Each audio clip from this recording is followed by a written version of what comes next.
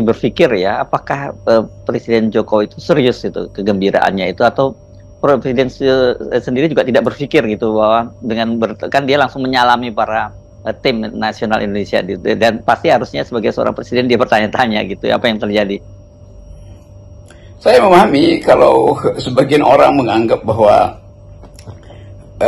negara, dalam hal ini Presiden Jokowi, ya gembira, tetapi kegembiraan Presiden Jokowi langsung dihubungkan dengan kegembiraan palsu karena tadi naturalisasi. Tapi sebetulnya di belakang peristiwa Presiden Jokowi mungkin ketika masuk lapangan memuji-muji lalu di mulyono-mulyonokan, itu juga penanda sinisisme, bahwa seolah-olah hendak dikatakan ya Pak Presiden, iya kita menang, tapi Pak Presiden tidak memberi perhatian penuh pada olahraga, sehingga terpaksa kita mesti seperti kebiasaan Pak Presiden, hutang luar negeri, karena berhutang dulu dari luar negeri, sehingga dianggap juga pemain-pemain yang dinaturalisasi itu sebetulnya sama seperti meminjam dari luar negeri itu. Nah, kemungkinan psikologi semacam ini yang harus kita hitung, bahwa ada sinisisme pada negara dan direpresentasikan pada Presiden Jokowi, sehingga ada teriakan-teriakan kecil atau sinyal-sinyal yang agak ngeledek bahwa itu Mulyono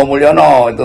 Jadi kita bisa bayangkan misalnya kegemaran netizen hari-hari ini kan ngeledek presiden, ngeledek dalam pengertian ingin membersihkan negeri ini dari peristiwa yang berlangsung selama pemilu kemarin, dan makin lama makin terlihat bagaimana Pak Presiden itu membangun dinastinya tuh. Jadi udah bercampur antara kejijikan politik dan sinisme terhadap naturalisasi. Tetapi sebagai permainan, tentu semua orang ingin ada di lapangan untuk menikmati permainan itu. Tapi setelah permainan selesai, kita balik pada evaluasi apakah negeri ini bisa menumbuhkan harapan menghasilkan atlet-atlet dari pelosok Indonesia. Itu berarti harus ada infrastruktur ekonomi yang memungkinkan calon-calon pemain kita itu nutrisinya diperbaiki. Harus ada infrastruktur politik yang bisa menjadikan dasar untuk mengambil keputusan dalam regulasi olahraga misalnya kan. Kan hukum olahraga kita juga banyak yang harus dibenahi itu.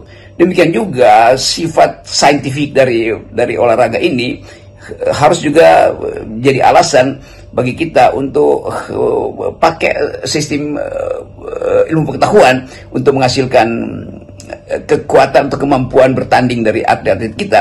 Jadi sekali lagi ini banyak hal yang masih kita bisa persoalkan dan tidak boleh di-bypass dengan sekedar naturalisasi itu. Itu yang kita sebut sebagai ada pemalsuan sebetulnya di situ.